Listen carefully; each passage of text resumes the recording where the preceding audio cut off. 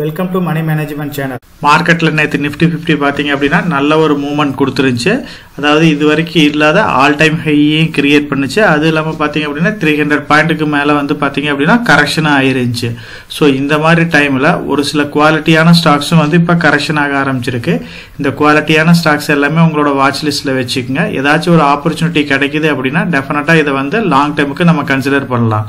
மார்க்கெட்டை பொறுத்த வரைக்கும் பார்த்தீங்க அப்படின்னா நேற்று வந்து 21,593 இது வரைக்கும் இல்லாத ஆல் டைம் ஹையை கிரியேட் பண்ணியிருக்கு. கிட்டத்தட்ட 300 பாயிண்ட்டுக்கு மேலே வந்து கரெக்ஷன் ஆகி 21,150 லெவலுக்கு போச்சு. மார்க்கெட் அன்னைக்கே பார்த்தீங்கன்னா 21,087 வரைக்கும் போயிட்டு மறுபடியுமே வந்து பார்த்தீங்கன்னா ஒரு 70 பாயிண்ட் வந்து ரெக்கவர் ஆச்சு. ஸோ இப்போ வந்து பார்த்தீங்க அப்படின்னா நல்ல ஒரு கரெக்ஷனை கொடுத்துருக்கு. நேற்று மார்க்கெட்டில் பார்த்தீங்கன்னா நல்ல மூவ்மெண்ட் இருந்துச்சு. அப் அண்ட் டவுன்ஸ் வந்து நல்லா இருந்துச்சு. இது வந்து எல்லாருமே எதிர்பார்த்ததா. ஏன்னா நம்ம மார்க்கெட் வந்து கண்டினியூஸாக வந்து ரைஸ் ஆகிட்டே இருந்துச்சு. 21,000 பாயிண்ட்டுக்கு மேலே போகும். 21,500 பாயிண்ட் டெஃபினட்டாக ரீச் பண்ணும் அப்படின்னு நம்ம லாஸ்ட் வீடியோல நம்ம டிஸ்கஸ் பண்ணியிருந்தோம். அதே மாதிரி 21,500 பாயிண்ட்டுக்கு மேலேயே இப்போ மார்க்கெட் வந்து ரீச் ஆயிருச்சு. இது வந்து ஒரு டைம்லி கரெக்ஷனாக தான் நம்ம கன்சிடர் பண்ணிக்கணும். மார்க்கெட்டை பொறுத்த வரைக்கும் நிஃப்டி 50 வந்து இன்னுமே மேலே போகிறதுக்கு பாசிபிலிட்டிஸ் இருக்கு. அதுக்கு உண்டான ரீசன்ஸும் இப்போ பார்த்தீங்க அப்படின்னா மார்க்கெட்டை சப்போர்ட் பண்ணுற மாதிரியே தான் இருக்கு. எந்த ஒரு பெரிய நெகட்டிவ் நியூஸஸும் இல்லை. இப்போ வந்தது இந்தியன் மார்க்கெட் வந்து ரொம்ப ஹையாக இருக்கிறதுனால ஒரு சில டைம்லி கரெக்ஷன் வந்து இப்போ நடந்திருக்கு. இதை எக்ஸ்பெக்ட் பண்ணதா மார்க்கெட்டில் எந்த டைம் வேணாலும் கரெக்ஷன் வரலாம், ஓரளவுக்கு மார்க்கெட் வந்து ஸ்டேபிள் ஆகும் அப்படிங்கிறத நம்ம எக்ஸ்பெக்ட் பண்ணிக்கிட்டு இருந்ததா. அதுக்கு தகுந்த மாதிரி தான் நேற்று வந்து மார்க்கெட் வந்து ரியாக்ட் பண்ணிட்டு இருக்கு. இப்போ யூஎஸை பொறுத்த வரைக்கும் நிறைய ப்ராப்ளம்ஸ் எல்லாமே சால்வ் ஆகிட்டு இருக்கு. அவங்களோட இன்ட்ரெஸ்ட் ரேட் வந்து நெக்ஸ்ட் இயர்ல வந்து ஃபெட் வந்து குறைக்கிற மாதிரி சொல்லியிருக்காங்க. அவங்களோட ரெசிஷன் குறைஞ்சிட்டு இருக்கு. அதே மாதிரி பார்த்தீங்க அப்படின்னா ஜாப் லாஸ் எல்லாமே குறைஞ்சிட்டு இருக்கு. இது எல்லாமே வந்து பார்த்தீங்க அப்படின்னா யூஎஸ் மார்க்கெட்டுக்கும் சரி வேர்ல்டு மார்க்கெட்டுக்கும் பாசிட்டிவான நியூஸாக தான் நம்ம கன்சிடர் பண்ணிக்கிறோம். யூஎஸ் மார்க்கெட் ரெக்கவர் ஆகிறப்ப இந்தியாவில் இருக்கிற மார்க்கெட்டில் ஐடி செக்டர் வந்து அதுக்கு ஒரு பெனிஃபிட்டாக தான் இருக்கும். அதே மாதிரி ஃபார்மா செக்டர் வந்து நல்ல ஒரு ஹைக்கை கொடுக்கறதுக்கு சான்சஸ் இருக்கு.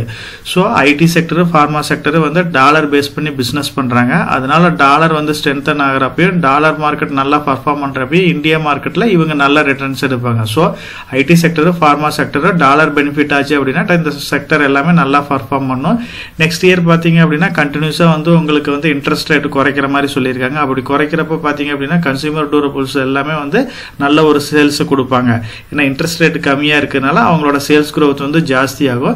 ரியல் எஸ்டேட் செக்டரும் வந்து நல்லா டெவலப் ஆகும். ரியல் எஸ்டேட்னா பியூரா ரியல் எஸ்டேட் இல்லாமல் அதுக்கு டிபெண்ட் பண்ணி இருக்கிற ஸ்டீல் செக்டர் ஆகட்டும், அதே மாதிரி சிமெண்ட் இண்டஸ்ட்ரீஸ், இந்த மாதிரி ரியல் எஸ்டேட்டுக்கு சம்மந்தப்பட்ட எல்லா செக்டருமே வந்து நல்லா குரோ ஆகிறதுக்கு நிறைய பாசிபிலிட்டிஸ் இருக்கு. ஆயில் பிரைஸ் வந்து ஓரளவுக்கு குறையுது. ஒரு சில டைஅப்ஸ் எல்லாமே இப்போ வந்து பார்த்தீங்க அப்படின்னா இந்தியன் ஆயில் கம்பெனிஸ் போட்டுட்டு இருக்கிறாங்க.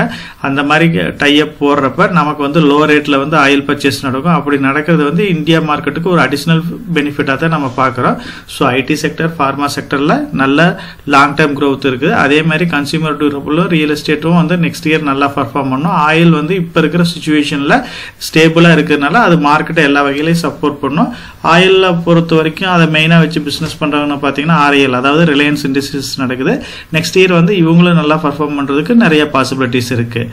இப்போ நம்ம பார்த்த ஸ்டாக்ஸ், அதாவது இப்போ நம்ம பார்த்த செக்டர்லேருந்து ஒரு சில குவாலிட்டியான ஸ்டாக்ஸ் வந்து இப்போ நம்ம ஐடென்டிஃபை பண்ணியிருக்கிறோம். எப்பயுமே மார்க்கெட்டை பொறுத்த வரைக்கும் மார்க்கெட் வந்து ஒரு நல்ல ரேலி கொடுத்தாலும் சரி டவுன் ஆனாலும் சரி ஃபர்ஸ்ட் அஃபெக்ட் ஆகிறது பார்த்தீங்க அப்படின்னா மோட்டார் செக்டர் தான் அஃபெக்ட் ஆகும். அந்த வகையில் பார்த்தீங்க அப்படின்னா இப்போ மோட்டார் செக்டர் வந்து நல்ல ஒரு ஹைக்கு கொடுத்துருக்கு. நேற்று மார்க்கெட் கரெக்ஷன்லேயும் பார்த்தீங்க அப்படின்னா ஆட்டோமொபைல் செக்டர் தான் வந்து கொஞ்சம் கரெக்ஷன் ஆயிருக்கு. டாடா மோட்டார்ஸும் வந்து ஒரு நல்ல கரெக்ஷனை கொடுத்துருக்கு. நியர்லி 4% பக்கமாக நேற்று வந்து ஒரு கரெக்ஷனை கொடுத்துருக்கு. ஸோ நீங்கள் லாங் டேமுக்கு டெஃபினட்டாக வந்து டாடா மோட்டாரை வந்து நீங்கள் கன்சிடர் பண்ணலாம். டாடா மோட்டாரை பொறுத்த வரைக்கும் இதோட இண்டஸ்ட்ரி பிஇ வந்து 23.91 இருக்கு. இதோட பிஇ வந்து பார்த்தீங்க அப்படின்னா 16 இருக்கு. நல்ல ஒரு அட்ராக்டிவான வேல்யூஷனில் தான் இருக்கு. அதர் ஆட்டோமொபைல்ஸ் கம்பெனிஸ்க்கு கம்பேர் பண்ணுறப்ப டாடா மோட்டார்ஸ் வந்து நல்ல ஒரு அட்ராக்டிவான வேல்யூஷன்ல தான் இருக்கு. இந்த ஸ்டாக்கை பொறுத்த வரைக்கும் ப்ரொமோட்டர் கிட்ட வந்து 46% இருக்கு. பிளச் பண்ணி இருக்கிறது 1.82 மினிமமாக தான் பிளச் பண்ணியிருக்காங்க. எஃப்ஐட் வந்து ஒரு 18%, டிஐட் ஒரு 17% இருக்கு. 52 வீக் ஹைன்னு பார்த்தீங்கன்னா 734 ரூபாயா போயிருக்கு. இப்போ நியர்லி 52 வீக் ஹை எல்லாமே இப்போ தான் ரீச் பண்ணுச்சு. இப்போ வந்து ஒரு 30 rupees பக்கமா கரெக்ஷன் ஆகி 700 அந்த ரேஞ்சில் வந்து ட்ரேட் ஆயிட்டு இருக்கு. லோ வந்து பாத்தீங்க அப்படின்னா 375. ஸோ நல்ல ஒரு ஹியூஜான ரேலியை தான் கொடுத்துருக்கு. கரண்ட் மார்க்கெட் பிரைஸ் வந்து புக் வேல்யூட 4.37 டைம்ஸ் வந்து ஜாஸ்தியா இருக்கு. ஃப்ரீ கேஷ் ஃப்ளோ வந்து இப்போ ஒரு 16,000 கோடி இருக்கு. மார்க்கெட் கேபிட்டல் வந்து 2.5 லட்சம் கோடிக்கு மேல இருக்கு. இந்த கம்பெனிக்கு ஒரு பெரிய மைனஸா பாக்குறது அப்படின்னு பாத்தீங்கன்னா இந்த கம்பெனியோட கடன் தான். ஸோ டாடா மோட்டாரை பொறுத்த வரைக்கும் கொஞ்சம் கடன் ஜாஸ்தியா இருக்கு. இது கூடிய சீக்கிரமே எல்லாமே வந்து டெப்ட் ஃப்ரீ கம்பெனியா மாத்திருமன்னு வந்து சந்திரசேகர் சார் சொல்லியிருக்காரு. அதனால கூடிய சீக்கிரம் இன்னொரு 3 to 4 இயர்ஸ்க்குள்ள இந்த கம்பெனி வந்து டெப்ட் ஃப்ரீ கம்பெனியா மாறி இன்னமே வந்து ஜாஸ்தியா போறதுக்கு பாசிபிலிட்டிஸ் இருக்கு. டெப்ட் ஈக்விட்டி ரேஷியோ 2.38 இருக்கு. ஸோ இந்த கடனை டெப்ட் ஈக்விட்டி ரேஷியோ தான் இந்த கம்பெனியை பொறுத்த வரைக்கும் கொஞ்சம் நெகட்டிவா பாக்குறோம். மற்றபடி பாத்தீங்க அப்படின்னா இதோட ஃபியூச்சர் growth எல்லாமே நல்லா இருக்கு. இவி செக்மெண்ட்டை பொறுத்த வரைக்கும் இவங்க ஒரு ரீடிங் பிளேயரா இருக்காங்க. இது வந்து இந்த கம்பெனிக்கு ஒரு பாசிட்டிவான நியூஸா பாக்குறோம். இப்போ நீங்க டைரக்டா வந்து டாடா மோட்டார் பை பண்றதுக்கு போல டிவிஆர் பை பண்ணணும் அப்படின்னா அதுல வந்து ஒரு மெர்ஜர் ஆர்பிட்ரேஜ் டிஃபரன்ஸ் இருக்கு. அதுல பெனிஃபிட் ஆக முடியும். ஸோ அதனால நீங்க வந்து லாங் டேர்முக்கு கன்சிடர் பண்ற அப்படின்னா டாடா மோட்டார்ஸ் வந்து நீங்க டெஃபினட்டா வந்து கன்சிடர் பண்ணலாம். நெக்ஸ்ட் பாத்தீங்க அப்படின்னா பேங்கிங் செக்டர் வந்து பாத்தீங்க அப்படின்னா இன்ட்ரெஸ்ட் ரேட் இது எல்லாமே குறையறப்ப பேங்கிங் செக்டர் வந்து பெனிஃபிட் ஆகிறதுக்கு நிறைய பாசிபிலிட்டிஸ் இருக்கு. அதர் பேங்கிங்கை கம்பேர் பண்றப்ப இப்ப ஐசிஐசி வந்து நல்ல ஒரு அட்ராக்டிவான வேல்யூவேஷன்ல தான் இருக்கு. இந்த கம்பெனியை பொறுத்த வரைக்கும் இதோட பிஇ வந்து பாத்தீங்க அப்படின்னா ஐசிஐசி பேங்க் 17.58 இருக்கு. பிலோ 20 கீழே இருக்கு. நல்ல ஒரு அட்ராக்டிவான வேல்யூவேஷன் தான். ஐசிஐசி பேங்க்கும் ஹெச்டிஎஃப்சி பேங்க்கும் நியர்லி இந்த 17-18 அந்த ரேஞ்சில் தான் ட்ரேட் ஆகுது. ஐசிஐசி பேங்கோட ஃபியூச்சர் growth வந்து நல்லா இருக்கும். இந்த டைம் அந்த ரிசல்ட்ஸும் நல்லா கொடுத்துருக்காங்க. இப்போ வந்து பாத்தீங்க அப்படின்னா நியர்லி 52 வீக் ஹை பாத்தீங்க அப்படின்னா 1043 ரூபாய்க்கு போச்சு. லோனு பாத்தீங்க அப்படின்னா 796 ரூபாயா இருக்கு. இப்போ 1043 ரூபாயில இருந்து ஒரு 40 ரூபாய் கரெக்ஷன் ஆகி 1000 ரூபாய்ன்ற ரேஞ்சில் ட்ரேட் ஆயிட்டு இருக்கு. இதுவுமே வந்து லாங் டேர்முக்கு நல்லா பர்ஃபார்ம் பண்ணக்கூடிய ஒரு ஸ்டாக்ஸ் தான். நெக்ஸ்ட் பாத்தீங்க அப்படின்னா ஹெச்சிஎல் டெக்னாலஜி. ஹெச்சிஎல் பொறுத்த வரைக்கும் இவங்க ஐடி செக்டர்ல வந்து இப்போ வந்து ஒரு முக்கியமான கம்பெனியா இருக்காங்க. இப்போ நடந்த ரேலியில ரொம்ப பெனிஃபிட்டான கம்பெனி அப்படின்னா ஹெச்சிஎல் டெக்னாலஜி தான். மற்ற ஐடி கம்பெனிஸ் எல்லாமே 52 வீக் நியூ ஹையை கிரியேட் பண்றதுக்கு முன்னாடி ஹெச்சிஎல் டெக்னாலஜி வந்து ரொம்ப ஸ்ட்ராங்கா வந்து 52 வீக் ஹையை வந்து இவங்க கிரியேட் பண்ணாங்க. இந்த கம்பெனியோட 52 வீக் ஹைன்னு பாத்தீங்க அப்படின்னா 1509 ரூபாயா இருக்கு. இப்போ நியர்லி வந்து 1439 ரூபாய்க்கு ட்ரேட் ஆயிட்டு இருக்கு.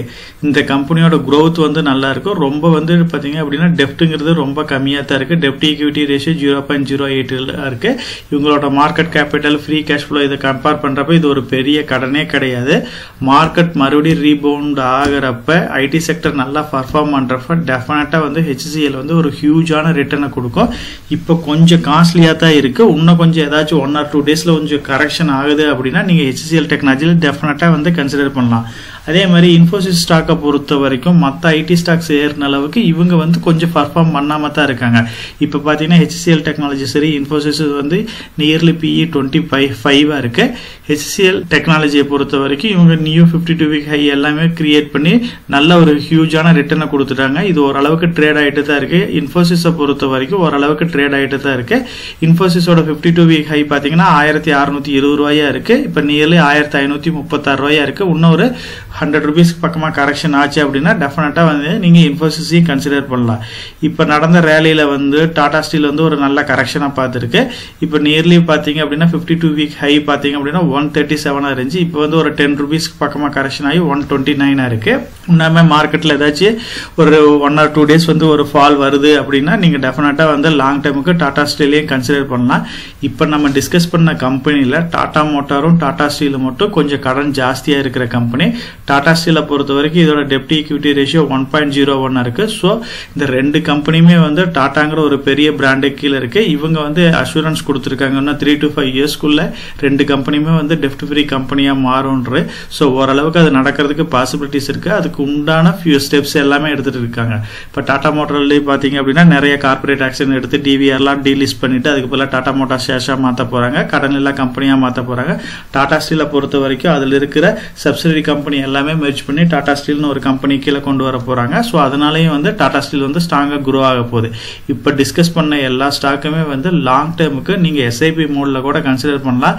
மார்க்கெட்ல நேற்று நடந்த ஃபால் மாதிரி ஏதாச்சும் ஒரு ஹெவியான ஃபால் இன்னும் 2-3 டேஸ்க்கு நடக்குது அப்படின்னா அந்த மாதிரி டைம்ல வந்து நீங்க டெஃபினட்டா வந்து லம்சம் மோட்லயும் வந்து இந்த மாதிரி குவாலிட்டியான ஸ்டாக்ஸை வந்து நீங்க கன்சிடர் பண்ணலாம்.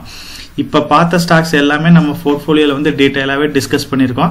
டாடா ஸ்டீலை பத்தி டீடைலா டிஸ்கஸ் பண்ணிருக்கோம். ஸோ அதுல இருக்கிற சப்சிடரி கம்பெனிஸ் எல்லாமே வந்து மெர்ஜ் பண்ண போறாங்க. அதை பத்தி கம்ப்ளீட் டீடைல்ஸ் கொடுத்துருக்கோம். இன்ஃபோசிஸ் ஸ்டாக்கை பத்தி கம்ப்ளீட்டா டிஸ்கஸ் பண்ணிருக்கோம். டாடா மோட்டார்ஸை பொறுத்த வரைக்கும் அதோட டிவிஆர் டீலிஸ்டிங்கை பற்றி டிஸ்கஸ் பண்ணியிருக்கோம்.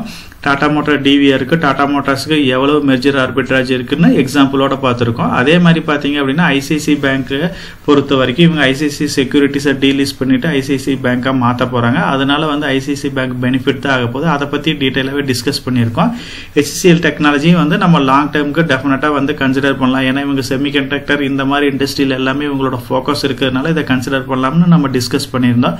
இப்போ பார்த்த ஸ்டாக்ஸ் எல்லாமே வந்து நம்ம போர்ட்ஃபோலியோன்ற பிளேலிஸ்ட்ல ஆல்ரெடி டிஸ்கஸ் பண்ணியிருக்கோம். லாங் டேர்முக்கு கன்சிடர் பண்ண வேண்டிய ஸ்டாக்ஸை பற்றி நம்ம போர்ட்ஃபோலியோ பிளேலிஸ்ட்ல டிஸ்கஸ் பண்றோம். இப்போ பார்த்த ஸ்டாக்ஸை பற்றி உங்களுக்கு ஒரு கம்ப்ளீட்டான அனலைஸ் வேணும் அப்படின்னா நீங்க போர்ட்ஃபோலியோ பிளேலிஸ்ட்டை ரெஃபர் பண்ணீங்க அப்படின்னா உங்களுக்கு டீடைல் வியூ வந்து கிடைச்சிரும்.